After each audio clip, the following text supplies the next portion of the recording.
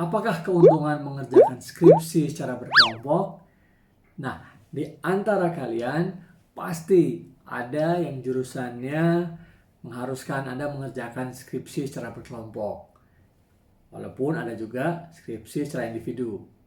Nah, ingin tahu apa saja keuntungan mengerjakan skripsi berkelompok? Simak terus video ini sampai akhir.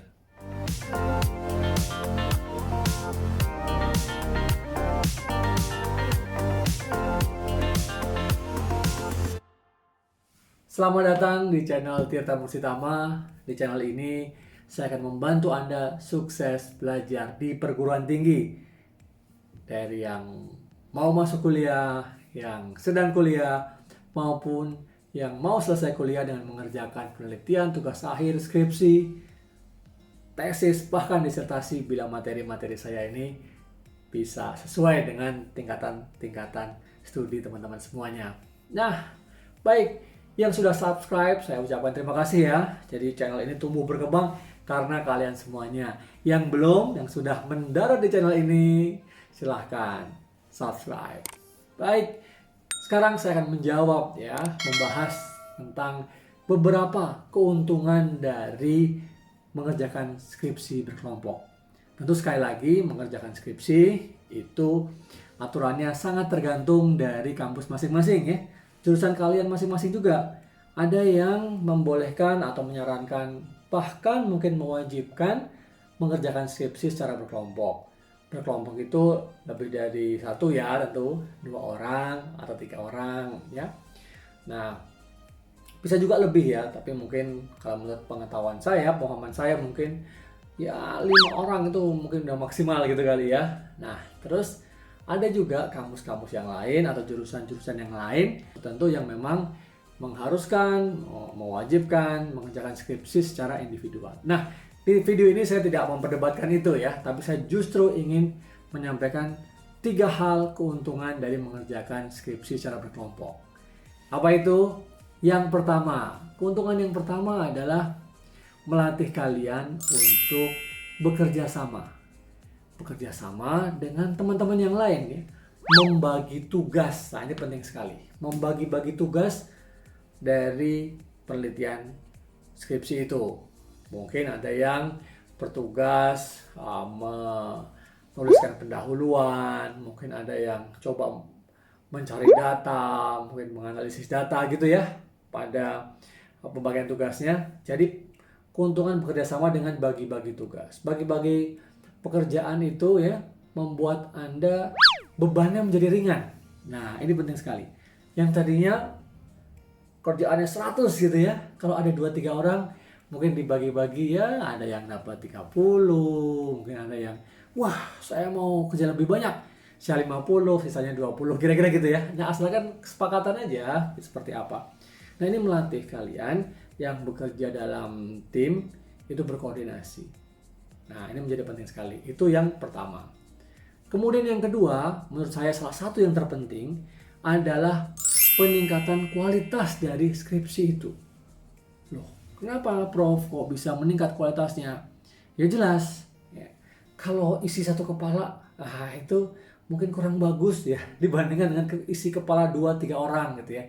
Dengan asumsi 2-3 orang itu benar-benar menyumbangkan pikirannya semaksimal mungkin gitu ya. Sama-sama karena ini adalah syarat lulus saya, maka saya mengerjakan sebaik-baiknya.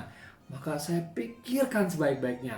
Misalnya ya, ada yang ahli menghitung, wah gitu ya. Ada yang ahli menggunakan software tertentu. Ada yang ahli menuliskan kalimat-kalimat, kata-katanya, menuangkan ide. Nah, nanti juga ada yang ahli misalnya presentasinya ya, dibagi-bagi, dilatih untuk bagaimana presentasi yang baik. Nah, ini juga merupakan satu keuntungan yang sangat penting bagi skripsi berkelompok, ya kan? Dari 3 orang itu katakanlah memiliki kemampuan ya yang tidak jauh berbeda gitu ya. Nah, saling menutup gitu. Ada yang pemahamannya terhadap topik penelitiannya itu lebih, ada yang sedang mungkin ya, atau ada yang kurang. Tapi mereka semuanya bisa disatukan ya secara sinergis sehingga kualitas dari skripsi kalian menjadi lebih baik gitu ya.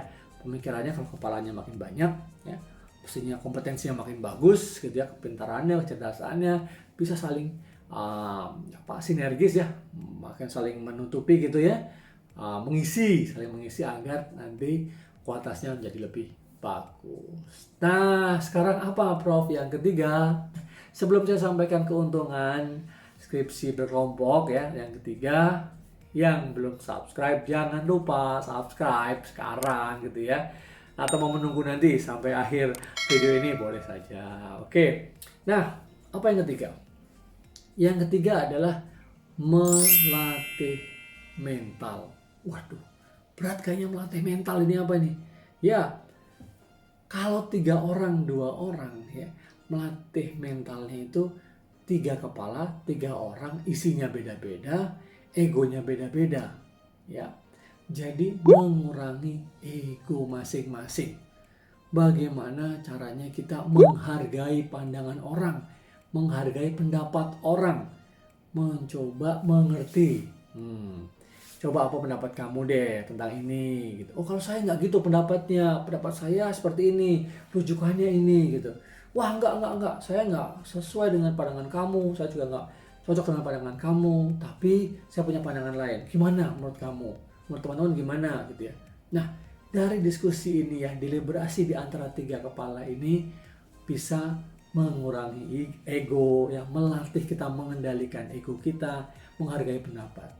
Akhirnya misalnya, kok tiga-tiganya kok pandangannya berbeda ya. Nah, mungkin mereka saling merenung ya, mendiskusikan. Akhirnya, oh iya, sepertinya pendapat kamu lebih sesuai atau cocok ya, karena rujukan-rujukan yang kamu berikan, referensi kamu berikan itu sangat baik, sangat sahih, relevan, dan terkini, mutakhir.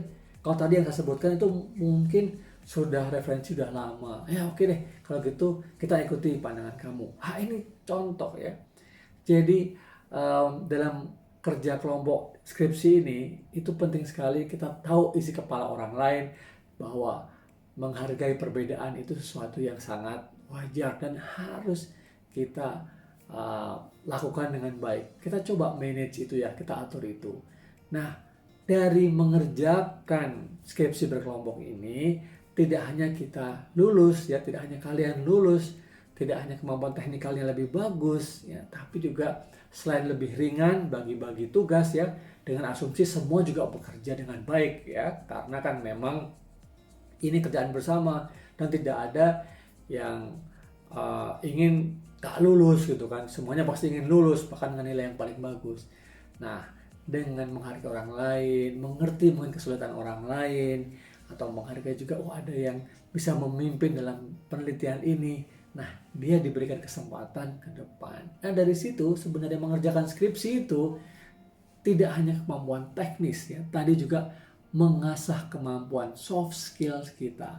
Dan kemampuan soft skill itu sebenarnya juga sangat dibutuhkan ya, selain kemampuan teknikal kita, selain kemampuan hard skill kita ketika nanti kita bekerja, atau kalian bekerja nanti, atau menjadi entrepreneur, atau self-employed ya, atau melanjutkan studi ya di jenjang S2 maupun S3 nantinya.